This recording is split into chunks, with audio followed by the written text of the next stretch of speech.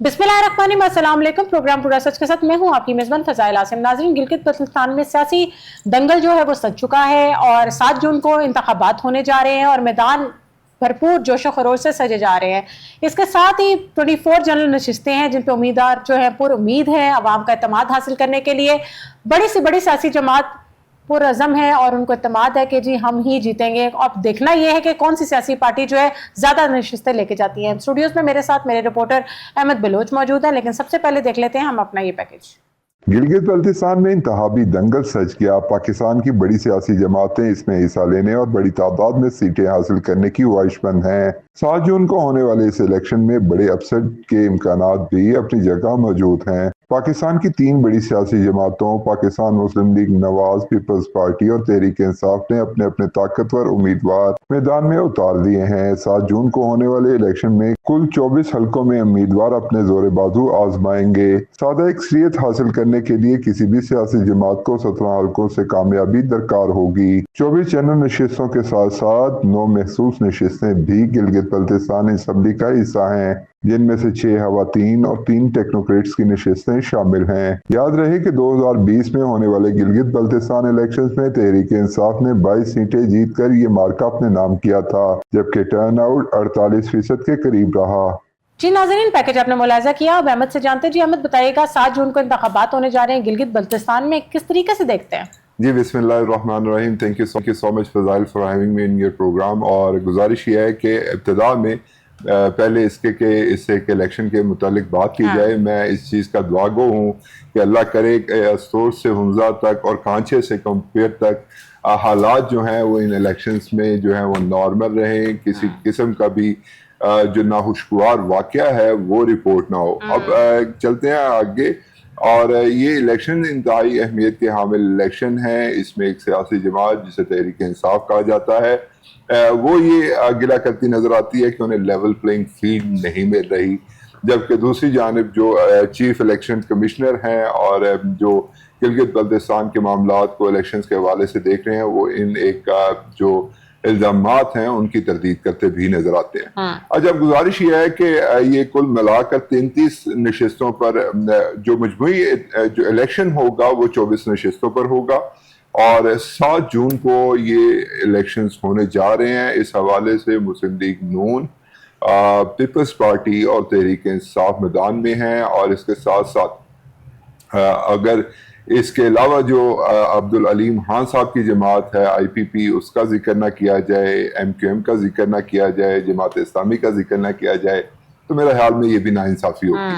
तो गुजारिश ये है कि हर जो सियासी हरीफ है या हलीफ है, दोनों अपने अपने कुव्वत बाजू आजमाने के लिए जो है इस वक्त तैयार हैं मौजूद है और वो कोशिश करेंगे कि उन्हें वहां से नशिस्तें मिलें। और गिलगित बल्तिस्तान आपका भी इत्तेफाक हुआ होगा देखने के वो मैं भी मुतअद्दिद दफ़ा वहाँ पे जा चुका हूँ। इंतहाई खूबसूरत अर्ज़ पाक पर ये हिस्सा है और यहाँ पर बहुत खूबसूरत इंसान भी हैं और बहुत खूबसूरत जो है जगह भी मौजूद हैं। अब यहाँ पर इलेक्शंस की सीटों की बात की जाए तो कुल मिलाकर 24 जनरल नशिस्तों पर इलेक्शंस होंगे और जिसमें मुख्तलिफ उम्मीदवार जो है वो अपने कुव्वत बाजू आजमाएंगे।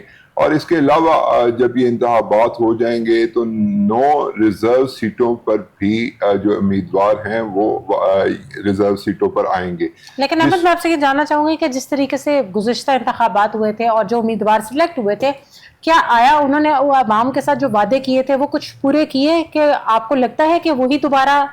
देखिए ये इस तरह से है फजाइल साहिबा कि ये जो पहाड़ी इलाके हैं वहाँ पर डेवलपमेंट के काम जो हैं उस तरह से नहीं हुआ करते जिस तरह से शहरी आबादी में या जो मतलब दूसरे हिस्सों में जो काम होते हैं उस तरह से नहीं हुआ करते। लेकिन वहाँ के लोग जो हैं वो जैसे आप अगर किसी गांव देहात में चले जाएं तो आपको अंदाजा होगा कि वहां पर बसने वाले को अगर 1000 लोग हैं तो वो भी एक दूसरे को जानते हैं और अच्छे तरीके से जानते हैं।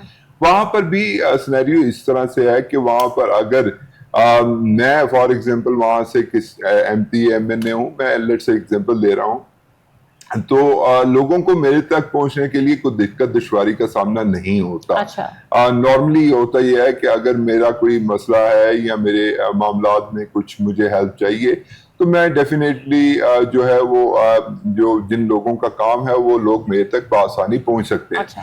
تو وہاں پہ ڈیولپمنٹ تو ہوئی ہے, لیکن اس سے کہ الیکشنز کو اگر میں یہ بات کہوں کہ جو بھی اقتدار میں جماعت ہوتی ہے ہمیشہ گلگت بلتستان میں جو نتائج ہیں وہ اسی کے حق میں زیادہ تر, اگر میں ہمیشہ نہیں کہہ سکتا تو میں یہ ضرور کہہ سکتا ہوں کہ زیادہ تر نتائج جو ہیں وہ اسی ہی جماعت کے حق میں آتے ہیں.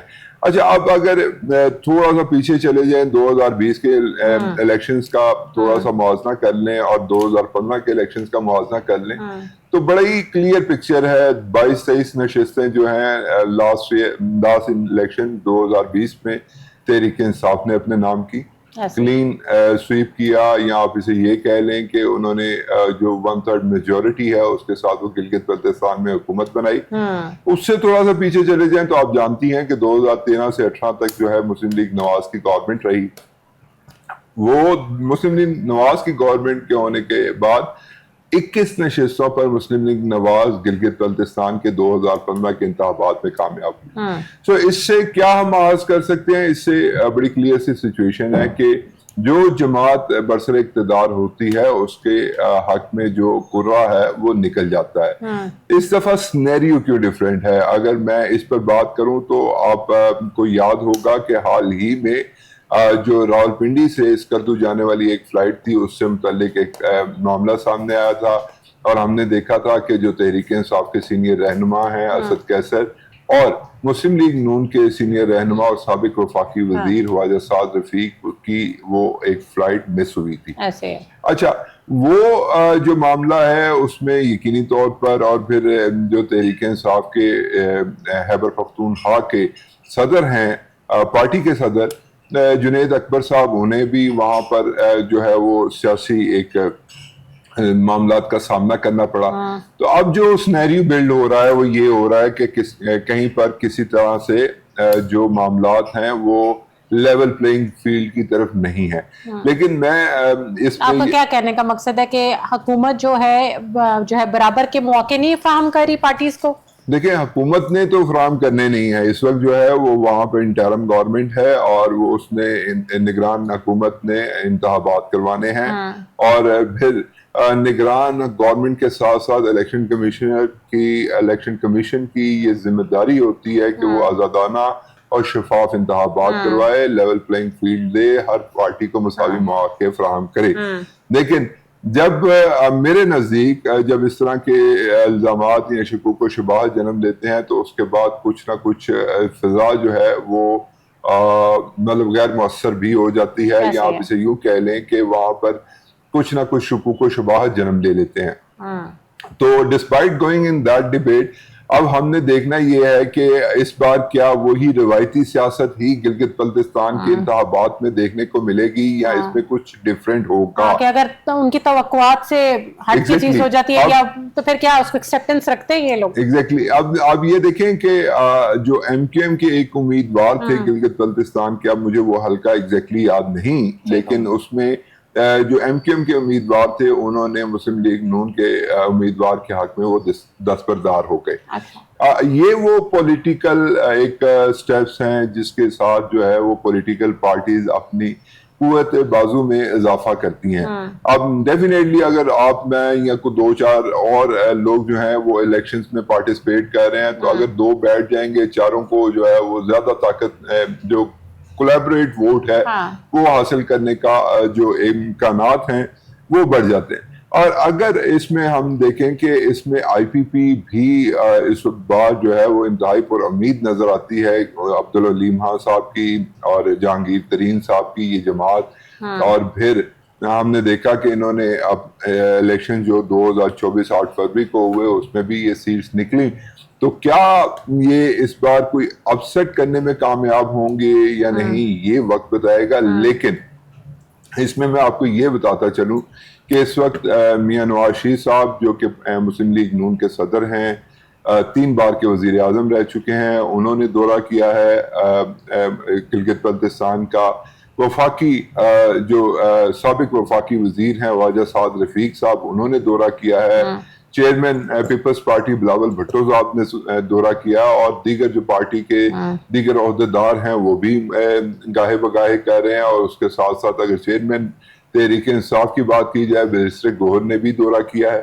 तो गुजारिश ये है कि वहां पर जो ये दंगल है वो अब सज तो चुका है, और इसमें जो हतमी फैसला है वो तो करना है अवाम ने। लेकिन हम देखते हैं जो मतलब एक रूटीन की एक्टिविटीज या रूटीन के इलेक्शंस में अगर देखा जाए तो कोई इस तरह से कोई अपसेट देखने को मिलते नहीं है। मजमूई तौर पर ज्यादातर अक्सरियत उन्हीं लोगों की या उसी जमात को अक्सरियत मिलती है जो यानी कि वफाक में बरसर इक़्तिदार होती है। उसकी एक लॉजिक भी कंसिडर की जा सकती है ना? वो लॉजिक ये है कि चूंकि वफाक में गवर्नमेंट में बैठे अगर लोग गिलगित बल्तिस्तान को फंड्स मिलेंगे और उनके मामला चलेंगे तभी मामला आगे बढ़ेंगे ना। अगर लेट्स से कि गिलगित बल्तिस्तान के इंतखाबात में वो पार्टी जो कि इस वक्त अपोजिशन में है उसे कामयाबी मिल जाती है तो वो उस तरह से मौसर साबित नहीं हो सकती।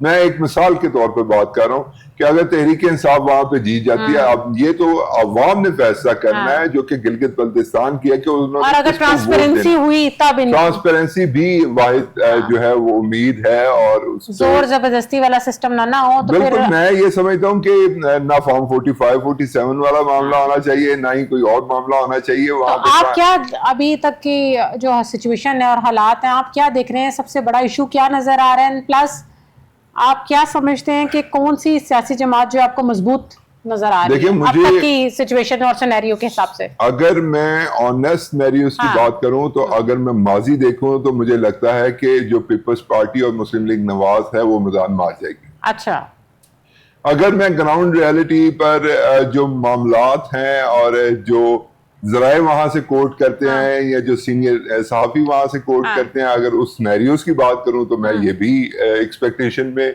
मतलब शामिल है कि तहरीक इंसाफ जो है वहां से अपसेट कर देगी।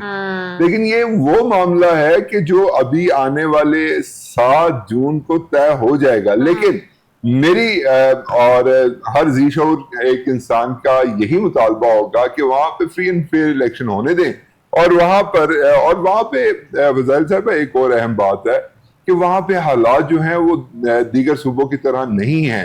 वहां पर ऐसा नहीं होता कि जिस तरह से अगर वहां पर कोई जोर जबरदस्ती के साथ अगर कोई फैसला किसी के ऊपर मुसल्लत किया जाए तो वो चुप करके वो तस्लीम कर लें, ऐसा वहां पर माजी में देखने को नहीं मिला।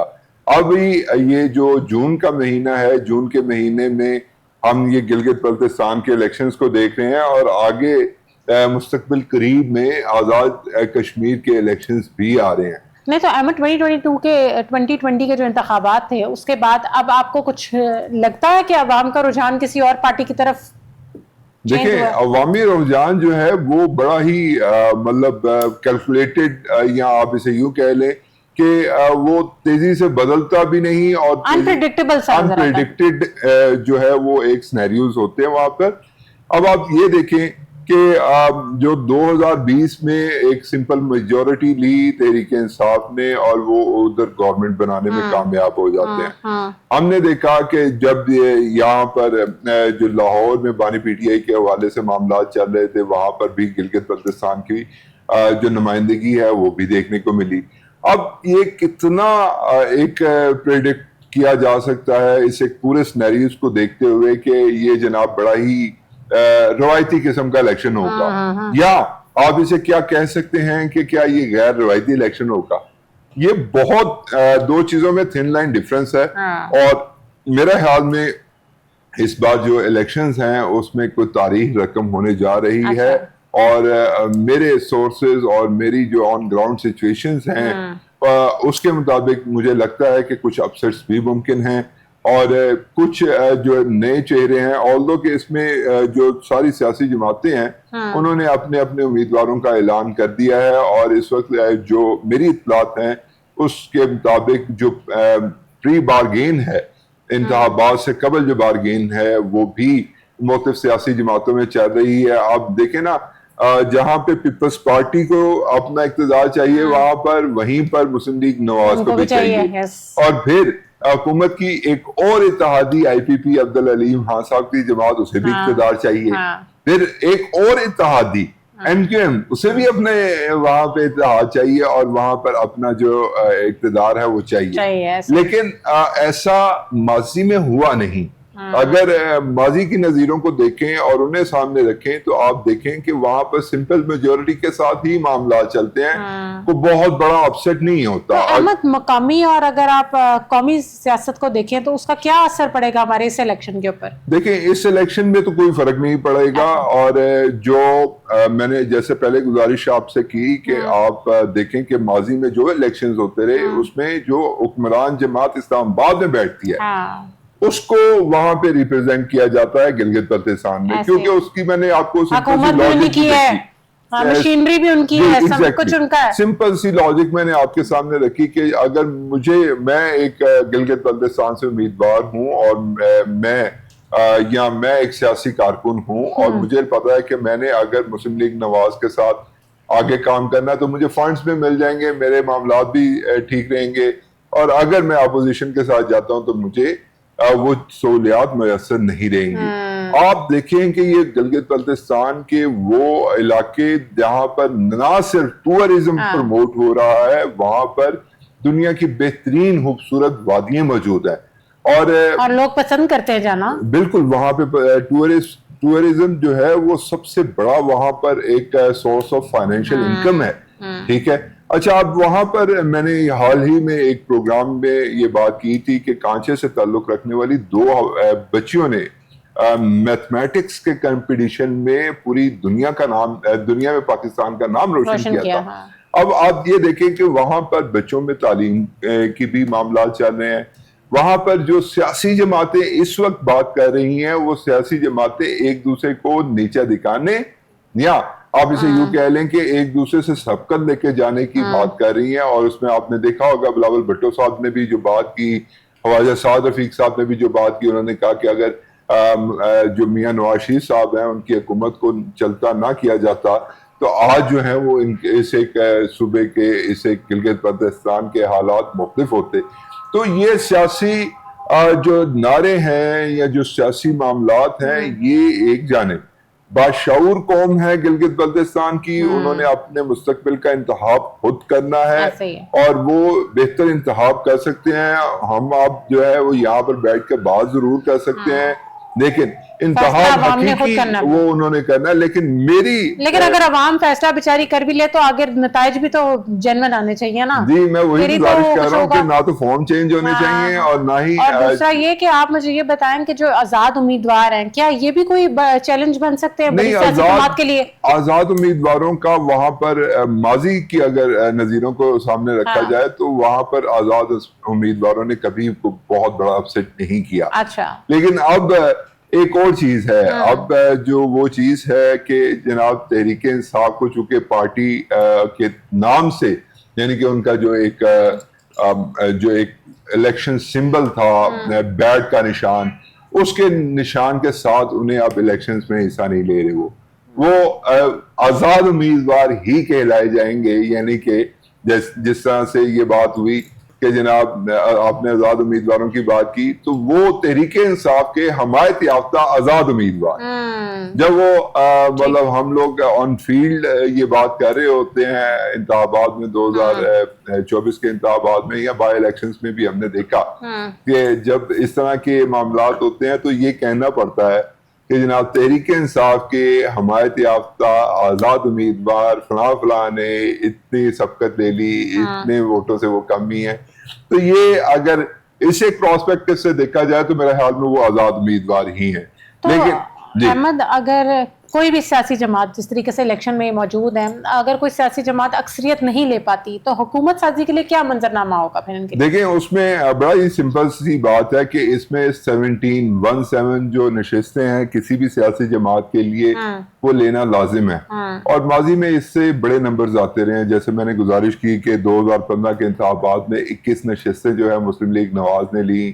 پھر 2020 کے الیکشنز میں 23 کے قریب نشستیں جو ہیں وہ معاف کیجیے گا پاکستان تحریک انصاف نے لی تو سمپل میجورٹی تو مل جاتی ہے, اس کی لاجک بھی میں نے آپ کو بیان کی, لیکن اس میں یہ اگر ان کیس نہیں لے پاتی, یہ آپ کا اشارہ بڑا اہم ہے, تو پھر مخلوط حکومت ہوگی, پھر اس میں جو مطلب نظام آدھا کسی کے پاس اور آدھا کسی کے پاس, اس وقت نظام آپ کو نظر آ رہا ہے اسلام آباد گورنمنٹ میں, وہی نظام جو ہے وہ آپ کو پھر گلگت بلتستان کا انتخابات میں بھی نظر آئے گا. اور اب اس میں جیسے 24 جنرل نشستیں ہیں تو اس کے ساتھ ساتھ 9 ریزرو سیٹس بھی ہیں, جس میں 6 نشستیں جو ہیں وہ خواتین کی محسوس نشستیں ہیں اور 3 ٹیکنوکریٹس کی ہیں. اب یہ اب دیکھیں نا, مطلب اگر آپ تھوڑا سا پیچھے چلے جائیں اور الیکشنز 2024 کو دیکھ لیں تو اس میں بھی چونکہ Tehreek Insaf listed election commission of Pakistan کی جماعت نہیں ہوئی اور اس کے جو کانسیکوینسز ہیں اسے کچھ وقت کے لیے سائڈ پہ رکھتے ہیں, تو انہیں جو یہ محسوس نشستیں ہیں وہ بھی انہیں نہیں ملی عدالتی فیصلے کے تحت, یا آپ اسے جس طرح سے مرضی کہہ لیں. تو اب اگر یہاں پر کچھ اپسٹ یا مخلوط حکومت آتی ہے, یا اس میں آپ یہ کہہ لیں ہم پارلیمنٹ آتی ہے, تو اس میں بھی یہی ہوگا کہ پھر شاید پھر اگر تحریک انصاف کچھ نشستیں جیتنے میں کامیاب ہوتی ہے تو اس میں بھی ہونا یہی ہے کہ محسوس نشستوں کا معاملے پہ پھر انہیں جو ہے وہ سختی کا سامنا کرنا پڑ سکتا ہے, کیونکہ مجموعی طور پر جو سیاسی جماعتیں الیکشن کمیشن کے ساتھ رجسٹر ہوتی ہیں انہی سیاسی جماعتوں کو, اور جو عدالتی فیصلوں کی نظیریں ہمارے سامنے موجود ہیں, اس میں بڑی کرسٹل کلیئر ایک سچویشن موجود مطلب حالیہ فیصلے کے بعد ہوئی کہ جناب انہیں محسوس نشستیں نہیں دی. لیکن ہمارا جو نوجوان ووٹر ہے, جس طرح پہلے بھی تحریک انصاف کے ساتھ بہت زیادہ نوجوان ووٹر موجود تھے, تو what I think مجھے یہ لگتا ہے کہ ابھی بھی ان کو سمپتھی ووٹ ڈل سکتا ہے. دیکھیں یہ آپ اہم بات کہہ رہی ہیں, اور اس میں کوئی ابہام کی بات نہیں ہے کہ جو یوتھ ہے وہ اسپیسیفکلی جو ہے وہ تحریک انصاف کو ایڈمائر کرتی ہے, لیکن میں نے جیسے گزارش کی کہ یہ سابقہ روایات کے برخلاف ہوگا. اچھا ٹھیک ہے, اب میں یہ دیکھیں نا, بینگ اے پولیٹیکل جرنلسٹ اور بینگ معمولی سا جرنلسٹ آپ سے یوں کہہ لیں, اگر میں کسی ایک پارٹی کی سے کو آگے لے کر چلوں تو میرے خیال میں یہ مناسب نہیں ہے. اگر اس کا یوتھ میں ووٹر سپورٹر ہے تو I do agree with that, میں نے کہہ دیا کہ اس کا یوتھ میں ووٹر سپورٹر ہے, لیکن آپ نے سابقہ روایات کو بھی دیکھنا ہے. ماضی میں ایسا نہیں ہوا کہ ماضی میں کوئی ایسی پاپولر جماعت جس کی پاپولیرٹی عروج پر ہو اور وہ اقتدار میں نہ ہو اور اپوزیشن میں بیٹھی ہو, تب بھی اس کے باوجود بھی گلگت بلتستان اسمبلی میں 24 میں سے 22 21 نشستیں 23 نشستیں لینے میں کامیاب ہوئی ہو. تو اگر اس دفعہ کچھ انہونی ہونی ہے یا کچھ اس دفعہ معاملات میں تبدیلی آنی ہے تو وہ اس کے لیے it's too early to say. میں کوئی اس وقت پرامس کے طور پر یا پریڈکٹ نہیں کر سکوں گا, لیکن گزارش یہ ہے کہ پاپولیرٹی اور جو ایک بیانیہ ہے یا جو بھی ایک پولیٹیکل ایفیلیشن ہے اس کو اگر سامنے بھی رکھا جائے تو اس میں میرا خیال میں اگر اسی طرح سے فیصلہ آتا ہے اور اگر آپ کی ایک یہ اس ایک لاجک کے تحت کہ وہ یوتھ ان کے ساتھ ہے, اگر وہاں سے ایک اپسٹ فیصلہ سامنے آتا ہے تو میرا خیال میں یہ تاریخ میں پہلی بار ہوگا. لیکن میں نے جیسے پروگرام کے ابتدائیے میں یہ بات کی تھی اور اس ایک خواہش کا, اس ایک دعا کا, اس ایک مطلب جو ہے دلی دعا کا ایک اظہار کیا تھا کہ استور سے ہنزا تک اور کانچے سے دوسرے کارنر تک حالات معمول پر رہنے چاہیے.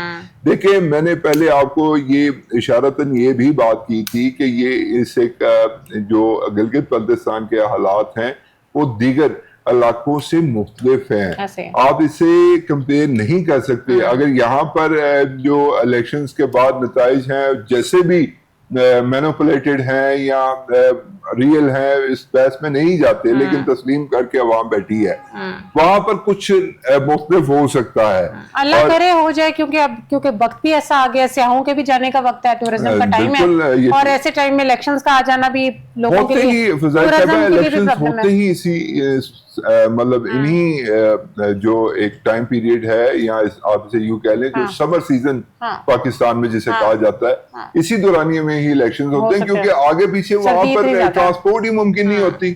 Ahmad Baloch, thank you so much for your time.